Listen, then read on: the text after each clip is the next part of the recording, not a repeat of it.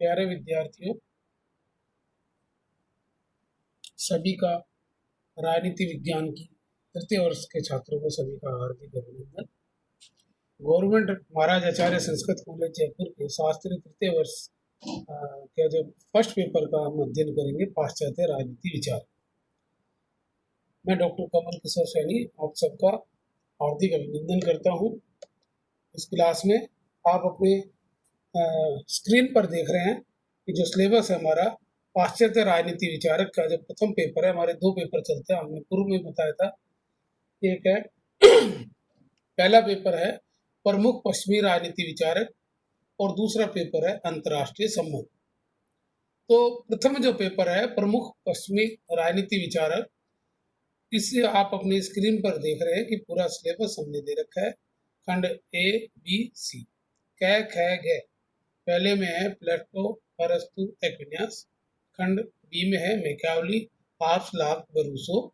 तीसरे खंड में है बेंथम, जेसमिन, मार्क्स, लास्की इत्यादि। ये जो विचारक है, इन विचारकों का जो अध्ययन हम करेंगे। और आपने इसमें भी देख सकते हो कि एग्जाम में किस तरह से परीक्षा में प्रश्न पत्र आएंगे, उसका विभाजन भी विस्तार से नीचे दिया गया है।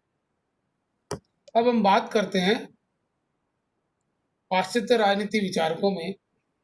आपने प्रथम वर्ष में अध्ययन किया था भारतीय राजनीति विचारक। भारतीय राजनीति विचारकों में आपने मनु, शुक्र, कौटिल्य इत्यादि का जो हमने वर्णन बताया था आपको कि किस तरह से राज्य के संदर्भ में भारतीय राजनीति विचारकों की विचार रहे।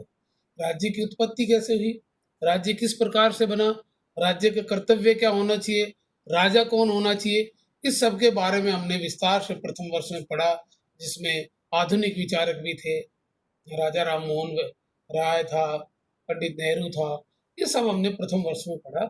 इसी तरह पाश्चात्य देशों में, पश्चिमी देशों में भी जो विचारक हुए हैं, उन्होंने ये बताया कि किस प्रकार से राज्य की उत्पत्ति हुई, राज्य के कौन से कर्तव्य है, राज्य को क्या कार्य करना चाहिए और राज्य में किस प्रकार से कार्य होता है, इस सब का विस्तार से विवेचन किया गया है। जिसमें प्लेटो, अरस्तु, एक्विनास, प्लेटो ने बताया, उनके शिष्य अरस्तु ने बताया राज्य क्या है, फिर एक्विनास ने ये बराबर ये बताया रहा कि किस तरह से समाज की उत्पत्ति हुई, समाज में किस तरह से राज्य बना।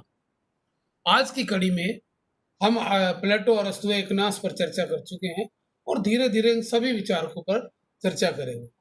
सबसे पहले हम ये बात करते हैं कि जब राज्य बना, समाज से राज्य का जो है अगली जो कड़ी है, राज्य है समाज से, तो समाज का निर्माण किस तरह से हुआ, मनुष्य कैसे रहता था, किस तरह से इस राज्य रूपी व्यवस्था में वो परिवर्तित हुआ, इन सब का अध्ययन हम इस बिंदुओं में करेंगे। क्योंकि आप ये हमने पूर्व में बताया था कि राज्य के जो आवश्यक तत्व है, 4 आवश्यक तत्व है, पूर्व अध्याय में भी हमने पढ़ाया है। तो ये बताएंगे कि राज्य का जब बना तो उससे पहले समाज कैसा था, किस अवस्था में रहता था। आज इस कड़ी में हम सबसे पहले हाफ, लॉक, रूसो, इन पर चर्चा करेंगे कि तीनों समझौतावादी विचारक थे। हाफ, लॉक और रूसो आप स्क्रीन पे देख सकते हो। इन तीनों ने, जो ये पाश्चात्य विचारक थे, इन्होंने सबसे पहले कहा भी लोगों में समझौता हुआ और उस समझौतों के बाद राज्य अस्तित्व में आया कि हम ये एक राजा में और एक प्रजा में समझौता हुआ कि हम अपने अधिकार आपको सौंपते हैं, बदले में आप हमारी सुरक्षा करो। इसलिए समझौतावादी विचारक रहे हाफ, लॉक, रूसो। आज हम इन तीनों के तुलनात्मक अध्ययन करके, इन पर थोड़ा थोड़ा विचार करके इन पर प्रकाश डालेंगे कि ये विचारकों ने किस प्रकार से काम किया। सबसे पहले हम हाब्स पर चर्चा करें। हाब्स का जीवन परिचय देखते हैं। प्रथम समझौतावादी विचारक, यानी ये हाब्स, लॉक, रूसो में सबसे पहले हाब्स जो विचारक थे, इन्होंने सबसे पहले समझौतावादी समझौते का सिद्धांत दिया और जिसमें इन्होंने निरंकुश संप्रभुता जो है किस प्रकार समझौता हुआ और किस प्रकार से इन्होंने संप्रभुता का प्रथम प्रमाणिक व्याख्या था। यानी संप्रभुता क्या है, हमने पहले बताया कि संप्रभुता के बिना राज्य बाह्य और आंतरिक क्षेत्र में स्वतंत्र नहीं होता। तो सबसे पहले समझौता इन्होंने किया। निरंकुश प्रभुसत्ता प्रथम प्रमाणिक व्याख्या इन्होंने की। जन्म कहाँ हुआ? ब्रिटेन के मेल्सरवी में हुआ 1588 ईस्वी में। आज हम केवल हाब्स के ऊपरी चर्चा करेंगे, क्योंकि हम केवल तीनों जो विचारक है हाब्स, लॉक, रूसो, इनके प्राकृतिक अवस्था और समझौते पर चर्चा कर रहे हैं। ये महत्वपूर्ण बिंदु है। जब हम हाब्स पूरा पढ़ाएंगे तब इन पर चर्चा करेंगे, क्योंकि एग्जाम की या परीक्षा की दृष्टि में भी हम देखें तो इसमें विस्तार से नहीं पूछा जाता, केवल इसका जनरल परिचय हम देखेंगे। खैर, प्रथम हमने बताया हाँ हाब्स समझौतावादी विचारक थे। फिर दूसरे बिंदु में हमने बताया ब्रिटेन के मेल्सबरी में 1588 ईस्वी में इनका जन्म हुआ। आर्मोडा के वर्ष में मेरी जननी ने दो जुड़वाओं को जन्म दिया, मुझे और भय को। यानी जब हाब्स का जन्म हुआ तो वहां पर चारों ओर युद्ध का माहौल था, और ऐसे समय में जब इनकी माँ ने इन्हें जन्म दिया, जब चारों ओर युद्ध का भय का वातावरण था, तो ऐसे समय हाब्स का जन्म हुआ। तो कहता है कि जब मेरा जन्म हुआ तो मेरी जननी ने भय और मुझे जन्म दिया, यानी भय के वातावरण में जन्म दिया। तो इसका प्रभाव हम इनके चिंतन पर भी दिखाई देता है कि इन्होंने जो अपने प्राकृतिक अवस्था का सिद्धांत दिया है या मनुष्य का जो स्वभाव है, उसके संदर्भ में इसकी झलक हमें आगे विस्तार से चर्चा करेंगे। सन 1646 ईस्वी में ब्रिटेन में गृह युद्ध चल रहा था। 1651 में लेवियाथन लिखी इन्होंने।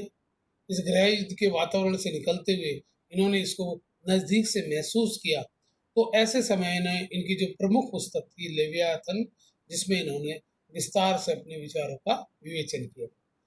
1661 ईस्वी में राजतंत्र की स्थापना हुई। पहले भी राजतंत्र था, फिर डेमोक्रेसी आई, यानी बहुत से बिंदु आए, और 1689 में इनकी मृत्यु हुई। ये इनका एक केवल जर्नल परिचय हमने बता रहे हैं। प्रमुख ग्रंथ है इनके लेवियाथन के अतिरिक्त डीव सवे, एलिमेंट्स ऑफ लॉ और लेवियाथन। ये इनके तीन प्रमुख ग्रंथ हमें दिखाई देते हैं। आगे हम जो चलेंगे दूसरे विचारक पर विचार करेंगे, लॉक पे। हमने कहा आज हम तीनों विचारकों की एक तुलनात्मक अध्ययन करेंगे कि मानव स्वभाव कैसे बताया। दूसरे विचारक है जॉन लॉक, जीवन परिचय, इंग्लैंड में 1632 ईस्वी में, मध्य वर्गीय परिवार में हुआ। 10 वर्ष की उम्र में इन्होंने गृह युद्ध देखा। 1685 ईस्वी में पुनः अधिकार विषय का विवाद चला। 1688 में गौरवपूर्ण रक्तदान क्रांति हुई। 1704 में इनकी मृत्यु हो गई। लॉक को क्रांतियों का दार्शनिक भी कहा जाता है, यानी क्रांतियों पर इन्होंने विश्व स्तर पर अपने विचार दिए। 1690 में इनकी जो प्रमुख रचना में है शासन पर 2 निबंध। 1690 में इजी कंसर्निंग ह्यूमन अंडरस्टैंडिंग। और अगले बिंदु में हम देखते हैं लॉक की ट्रिट्राइज ऐसी धुनाली बंदूक है जो एक फिल्मर के विरुद्ध तनी हुई है और दूसरी हाब्स के विरुद्ध। यानी इन्होंने अपनी इस किताब में दो प्रकार के विचारों का समायोजन किया है। तो लॉक के बाद अगर हम चर्चा करें, तीसरा जो विचारक है हमारा रूसो है। आप अपनी स्क्रीन पर देख रहे हैं कि जो रूसो के प्रारंभिक जीवन है, लोकतंत्र का मसीहा था। इन्होंने डेमोक्रेसी की जो बात की सबसे भरपूर, वो रूसो ने की। फ्रांस की राज्य क्रांति का जनक, जो फ्रांस में राज्य की क्रांति हुई थी, उसका जनक भी हमारे रूसो थे। 1712 ईस्वी में जिनेवा में इनका जन्म हुआ, और 1749 ईस्वी में डिजान अकेडमी में निबंध प्रतियोगिता में भाग लिया। विषय था विज्ञान तथा कला की प्रगति में नैतिकता को भ्रष्ट किया है या विशुद्ध। 1788 ईस्वी में इनकी मृत्यु हो गई। प्रमुख रचना भी अक्सर परीक्षा में पूछ ली जाती है। 1762 ईस्वी में सामाजिक संविदा, 1762 ईस्वी में ईमाइन। इस प्रकार इन तीनों विचारकों का हमने परिचय दिया है। तो इनका थोड़ा थोड़ा परिचय देने के बाद अब हम प्रमुख सामाजिक समझौते कौन कौन से बताए, इनका आज हम तुलनात्मक अध्ययन करेंगे। जब हम हाब्स, लॉक, रूसो के विचारों का अध्ययन करेंगे, एक एक विचारकों पर अध्ययन करेंगे, तब हम विस्तार से उन पर और चर्चा करेंगे।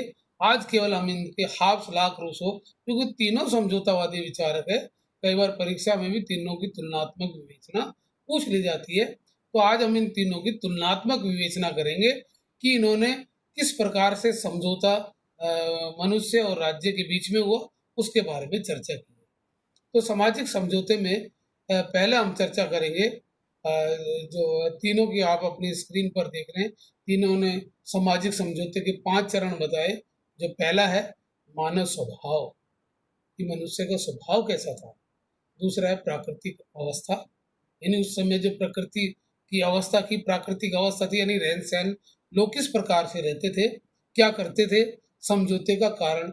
जब प्राकृतिक अवस्था में मनुष्य अच्छे भले रह रहे थे, तो क्या ऐसी जरूरत पड़ गई कि राज्य की आवश्यकता महसूस हुई और उन्होंने समझौता किया। भाई, मानव स्वभाव कैसा था, फिर प्राकृतिक अवस्था में वो रह रहे थे, जंगल में रहते थे, प्राकृतिक संसाधनों का प्रयोग करते हुए अपना जीवन यापन करते थे। फिर ऐसा क्या कारण हुआ कि उन्होंने समझौता हुआ और समझौते के फलस्वरूप राज्य की उत्पत्ति हुई, क्या कारण थे। चौथी था, फिर समझौते का स्वरूप क्या था। भाई, समझौता हुआ राज्य और मनुष्य में, तो उसका स्वरूप क्या रखा, इसका भी तीनों ने अलग से विस्तार से बताया है।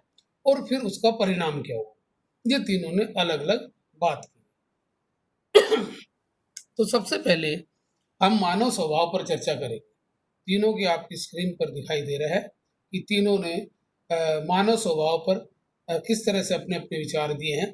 पहले हम हाब्स का देखिए कि हाब्स ने कहा कि मनुष्य स्वार्थी था, यानी मतलब नहीं था, अपने काम में मस्त रहने वाला था, अपने स्वार्थ के अतिरिक्त उसे कोई मतलब नहीं था। ये हाब्स ने मानव स्वभाव बताया।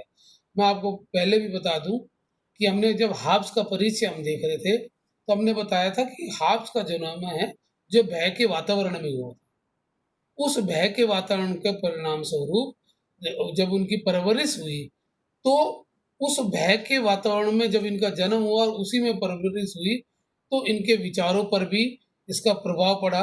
यही कारण था, इन्होंने कल्पना ही की है इन सामाजिक समझौते में मानव स्वभाव की, कि मनुष्य स्वार्थी था, क्योंकि इनका जन्म ही ऐसी परिस्थितियों में हुआ था।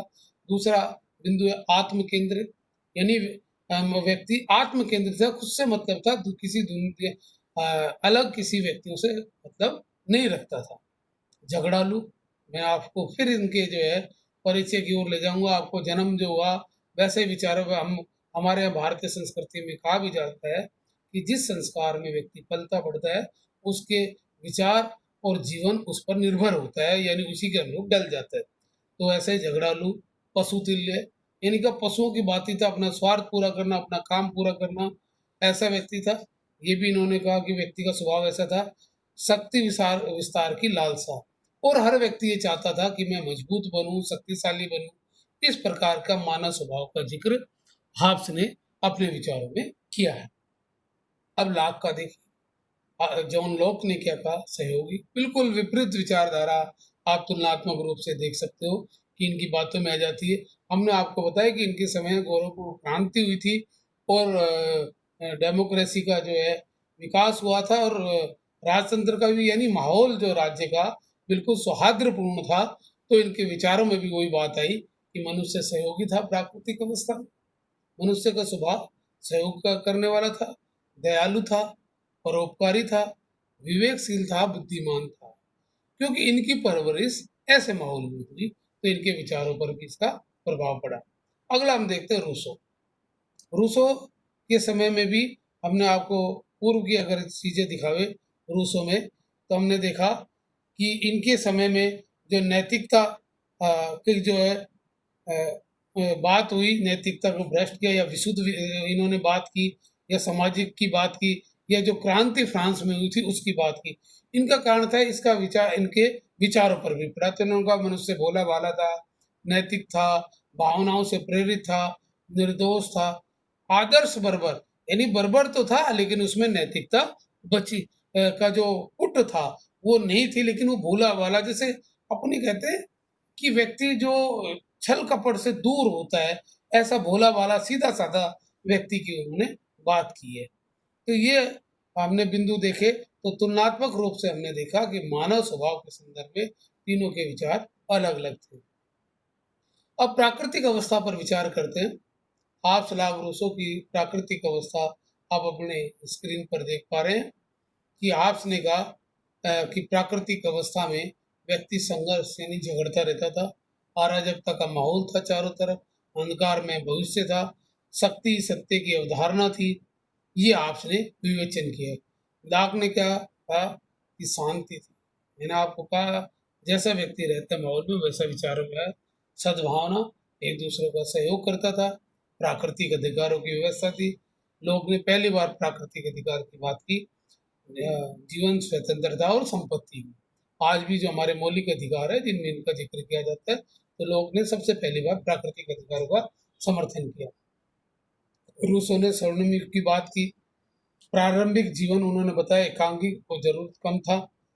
उन्होंने कहा संख्या बढ़ने के साथ प्राकृतिक समानता समाप्त हो गई। वो कहते हैं कि रूसो कहते हैं प्राकृतिक अवस्था में जो शुरू का युग था वो स्वर्णिम युग था। व्यक्ति आराम से रहता था, भोला भाला था, अपने काम से काम मतलब रखता था। लेकिन जो जो जीवन आगे बढ़ता गया, व्यक्ति का जीवन परिवर्तित होता गया और प्राकृतिक समानता खत्म होती गई। और कुछ लोगों ने थोड़ी सी भूमि पर अधिकार किया और कहा ये मेरी भूमि है, यानी निजी संपत्ति का उदय हुआ। ये प्राकृतिक अवस्था में लोग बात करते हैं। अब फिर ये बात करते हैं, जब ऐसा मनुष्य का स्वभाव था, ऐसी प्राकृतिक अवस्था थी, तो तीनों विचारकों ने अलग अलग बताया फिर समझौते का कारण क्या था। क्या कारण था कि मनुष्य का समझौता किया उन्होंने, कि एक समझौता करके एक राज्य की स्थापना की, कि कुछ व्यक्तियों को अपने ऊपर या एक व्यक्ति को अपने ऊपर शासन करने का अधिकार दिया और उसको कहा कि आप हम पर शासन करो, बदले में हम आपके जो आज्ञा का पालन करेंगे। तो आपने कहा संघर्ष और अराजकता को दूर करने। इन्होंने कहा भाई संघर्ष में स्थिति थी, भय के वातावरण में लोग जी रहे थे, तो आप कहते हैं ऐसे समय में लोगों ने परेशान होकर, दुखी होकर अराजकता को दूर करने के लिए, संघर्ष को दूर करने के लिए समझौता किया। दूसरा बिंदु इन्होंने कहा आत्मरक्षा के अधिकार की रक्षा के लिए, यानी खुद की रक्षा के लिए, कि कोई व्यक्ति उनको आक्रमण ना करे, उनकी जो जीवन का संकट ना आवे, वो सब सुरक्षित रखने के लिए उन्होंने एक समझौता किया। इसलिए भी ये समझौते का कारण था। लोक का जो अब हम देखे समझौते में, आप अपनी स्क्रीन पर देख रहे हैं कि प्राकृतिक अवस्था के नियम अस्पष्ट थे। इन लोग ने कहा जीवन तो ठीक ठाक चल रहा था, लेकिन प्राकृतिक अवस्था में जो नियम बने हुए थे वो विस्तार से नहीं थे। लोग एक दूसरे के जो है किस प्रकार से उनका सम्मान करे, किस प्रकार से व्यवस्था चलावे, ऐसे कोई नियम स्पष्ट नहीं थे। इसलिए स्पष्ट नियमों का निर्माण करने के लिए उन्होंने समझौते को लिया। अगले बिंदु में लोग कहते हैं निष्पक्ष एवं निर्णायक संस्था का अभाव, यानी कोई एक ऐसी संस्था भी नहीं थी जो निष्पक्ष रूप से निर्णय कर सके या निर्णायक भूमिका का निर्वाह कर सके। तो इस कारण भी समझौता किया गया। रूसों ने कहा अराजकता को दूर करने के लिए, यानी रूसों ने कहा कि व्यक्ति भोला भाला था लेकिन अराजकता व्यवस्था थी, तो उसको दूर करने के लिए भी समझौता हुआ। और समाज में व्याप्त अन्याय और अत्याचार को दूर करने के लिए, कहते जो समाज में व्याप्त आदर्श बराबर जो व्यक्ति था, उस व्यवस्था को खत्म करने के लिए भी रूसों ने कहा कि समझौता किया गया। ये तीनों ने अलग अलग तरह से बताया कि जिस प्रकार मनुष्य का स्वभाव था, किस प्रकार प्राकृतिक अवस्था थी और किस कारण से इन्होंने समझौता किया, इसका हमने विस्तार से इन बिंदुओं में चर्चा की। अगला जो चौथा बिंदु हमारा है, उस चौथे बिंदु में जो है हम देखेंगे कि किस प्रकार से इनके जो है विचारों को समझौते का स्वरूप क्या था। ये समझौता एक पक्षीय था, द्विपक्षीय था, राजा और प्रजा में था, या जनता ने एक समूह से दूसरे समूह से किया, ये एक व्यक्ति से अनेक व्यक्तियों ने किया, ये हम बताएंगे कि किस प्रकार से यह समझौते का स्वरूप था। जिसमें हाब्स है, उसने कहा एक पक्षीय से, हाब्स ने कहा दोनों समूहों में समझौता नहीं हुआ, शासक शासित में। हाब्स कहते हैं एक पक्षीय से समझौता हुआ। समझौता राजनीतिक एवं सामाजिक, यानी समझौता हुआ राजनीतिक अधिकारों की रक्षा, राजनीतिक कार्यक्रम की और सामाजिक व्यवस्था, यानी राजनीतिक और सामाजिक जो बिंदु थे उन बिंदुओं के मध्य समझौता हुआ। तीसरा बिंदु था जनता को समझौता से अलग होने का अधिकार नहीं, यानी जनता किसी भी परिस्थिति वश उस समझौते से अलग नहीं हो सकती थी, जो समझौता शासक और शासित के मध्य हुआ था।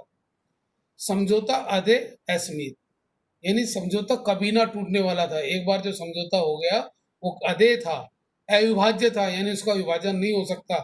समस्त विधि का आधार था और सारे कानूनों का आधार समझौता, यानी एक तरफा समझौता हुआ था। क्योंकि मैं आपको पुनः पिछली बातों की ओर ले जाना चाहूंगा, क्योंकि हाफ्स जिस भय के वातावरण में पैदा हुआ था, जैसी परिस्थितियां उसने बचपन में देखी थी, उन परिस्थितियों से उनका उद्देश्य ये था कि शासक ऐसा मजबूत हो जो इस भय के वातावरण को खत्म कर सके, अराजकता को खत्म कर सके। इसलिए उन्होंने सामाजिक समझौते का जो स्वरूप की जो कल्पना की थी, वो इसलिए की थी कि एक पक्षीय समझो, उन्होंने कहा एक पक्षीय समझौता हो, समझौता राजनीतिक हो, सामाजिक हो, जनता को समझौते से अलग होने का कोई अधिकार नहीं हो, संप्रभुता अदय अस्मित अविभाज्य संस्कृति का अधिकार आधार हो, यानी ऐसा समझौता हो जिसमें शासक मजबूत हो और ऐसे भय के वातावरण से मुक्ति प्राप्त हो सके। लाख का हम देखते हैं दूसरा, आप समझौते का स्वरूप क्या बताया, द्विपक्षीय समझौता। हमने कहा जनता बिल्कुल खुश थी, तो दोनों ने कहा भी समझौता इसलिए किया गया, भाई नियम स्पष्ट थे, पूर्व में हम चर्चा कर चुके हैं ये समझौते के कारण में। तो कहते दोनों में समझौता हुआ, 2 बार समझौता हुआ, सर्वसम्मति से जनिक्षा से समझौता हुआ कि हम आपको अपने ऊपर शासन करने का अधिकार देते हैं और बदले में आप हमें अपने जीवन का अधिकार या हमारी सुरक्षा का अधिकार ये दोगे। तो कहते हैं बिल्कुल हंसी खुशी के माहौल में, यानी द्विपक्षीय समझौता हुआ, सर्वसम्मति से समझौता हुआ। लाभ की विचार बिल्कुल आपसे विपरीत दिखाई देता है। आप तुलनात्मक रूप में अपनी टीवी स्क्रीन पर देख रहे हैं कि तुलनात्मक रूप से दोनों के समझौते अलग अलग थे। रूसों में आप देखते हो कि उन्होंने कहा समझौते के 2 स्वरूप थे। ए बिंदु में बताया व्यक्तिगत, बी समूहगत। रूसों ने कहा पहले तो व्यक्तिगत समझौता हुआ आपस में, फिर समूह, एक समूह का दूसरे समूह या व्यक्ति से समूह के बीच में समझौता हुआ। व्यक्ति को वास्तविक नैतिक स्वतंत्रता की प्राप्ति। रूसो कहते हैं व्यक्ति को वास्तविक रूप से उसकी नैतिक स्वतंत्रता की प्राप्ति हुई, यानी वो अपना कार्य नैतिक रूप से स्वतंत्र रूप से कर सके। और सामान्य इच्छा सभी के लिए सर्वोच्च। जो दूसरे समझौते में समूह में बताया था कि व्यक्ति स्वतंत्र तो है, अपनी समझौते के अंतर्गत वो अपनी स्वतंत्रता का पूर्ण पालन करेगा, लेकिन स्वतंत्रता का मतलब ये नहीं है कि वो दूसरे की स्वतंत्रता को बाधित करेगा। यानी समझौते के अंतर ये कहा गया कि सामान्य इच्छा सभी के लिए सर्वोच्च, यानी सामान्य इच्छा, सबकी इच्छा जो है उसके विपरीत कोई भी अधिकार या स्वतंत्रता की बात नहीं होगी। सभी की इच्छा के अनुसार स्वतंत्रता की बात होगी। आपकी स्वतंत्रता वहां तक है जहां तक दूसरों को बाधा ना पहुंचे, ऐसी स्वतंत्रता की बात की है, ऐसी सामान्य इच्छा की बात रूसों ने कही है। तो इस समझौते के स्वरूप में हम देखते हैं कि हाफ लाख रूसों ने जो है अपने अलग अलग जो है समझौते के स्वरूप प्रदान किए हैं। अगली कड़ी में हम समझौते के परिणाम, 5वां बिंदु है जो है समझौता के परिणाम क्या हुआ। फिर कहते हैं हाफ्स निरंकुश संप्रभुता अस्तित्व का जन्म, यानी निरंकुश संप्रभुता का अस्तित्व का जन्म हुआ। मैं आपको फिर पुनः हाफ्स के जीवन की ओर ले जाना चाहूंगा कि की भय का वातावरण था, वो चाहते थे कि अराजकता की स्थिति खत्म हो, समझौता जो संप्रभुता ऐसी हो, निरंकुश हो, जिसको कोई भी चुनौती ना दे सके, यानी जिसके आदेश आंतरिक और बाह्य क्षेत्र में अखंड हो, जिसका कोई विरोध नहीं हो, ऐसा समझौता उन्होंने चाहा ताकि ये अराजकता, भय का वातावरण खत्म हो सके। तो आपने समझौते का परिणाम था कि निरंकुश संप्रभुता का विकास हुआ। लाख ने कहा मर्यादित राजतंत्र की स्थापना। हमने आपको बात की है कि जिस तरह हमने भारतीय राजनीति विचारकों का प्रथम वर्ष में अध्ययन किया था, उसमें हमने बताया था किस प्रकार से राज्य की उत्पत्ति हुई, राजा को कौन कौन से अधिकार है और किस तरह से उन अधिकारों का प्रयोग करता है, क्या वो प्रजा के नियम मानने के लिए बाध्य है। मनु, शुक्र, कौटिल्य, हमने अलग अलग जो है उनकी बात की थी। इसी तरह पाश्चात्य राजनीति विचारकों में जब हम बात करते हैं कि आप तो कहते हैं निरंकुश हो राजा, संपूर्ण निरंकुश हो, उस पर कोई अंकुश नहीं होना चाहिए। लॉक ने कहा मर्यादित राजतंत्र की स्थापना, यानी राजा तो हो लेकिन मर्यादित हो, जनता के अनुकूल हो, जनता की बात करने वाला हो, ये नहीं कि निरंकुश हो। यहाँ पर जहाँ आपने निरंकुशता की बात की है, वहाँ लाख ने मर्यादित राजतंत्र यानी मर्यादा के अनुरूप काम की बात की है। यहाँ देखिए रूसो क्या कहता है कि लोकतंत्रीय समाज की स्थापना, ये डेमोक्रेसी समाज यानी जिसमें जनता की आवाज सुनी जाए, ऐसे समाज की स्थापना हो, संप्रभुता समाज में निहित हो। और संप्रभुता देखो बहुत बड़ी बात कही है रूसो ने कि संप्रभुता किसमें हो, समाज में हो, जनता में हो, लोगों में हो, वो चाहे वो शासक बने, डेमोक्रेसी अवधारणा की बात हो। और यहाँ पर हाब्स ने जहाँ एक निरंकुशता संप्रभुता की बात की है, लाक ने मर्यादित संप्रभुता की बात की है, राजतंत्र की बात की है, और रूसो ने डेमोक्रेटिक यानी लोकतांत्रिक संप्रभुता समाज की बात की है।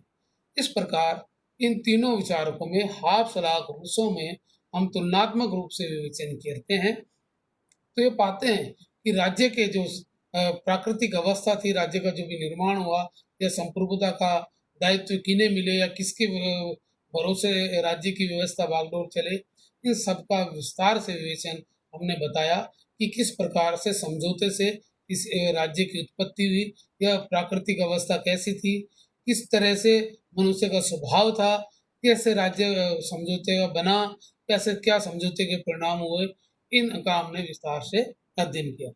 आज का हमारा बिंदु यही था कि हमने तीनों विचारकों पर बारी-बारी से प्रकाश डाला है। अब अगले जो क्लास में अगले जो चर्चा हम जो करेंगे, वो इन तीनों विचारकों के इन्होंने क्या-क्या सिद्धांत दिए, विस्तार से उस पर विवेचन करेंगे। ये तुलनात्मक रूप से हमारा एक प्रश्न हमेशा आता रहता है कि हाब्स, लाक, रूसो की जो मानव स्वभाव, प्राकृतिक अवस्था, सामाजिक समझौता, समझौते का परिणाम, समझौते का स्वरूप, इन सब पर एक प्रश्न आता है। उसका लिए ये हमारा जो आज का लेक्चर था, व्याख्यान था। आशा है सभी को समझ आया होगा। फिर भी कोई अगर इसमें आपकी क्वेरी हो तो आप पूछ सकते हैं। थैंक यू, धन्यवाद।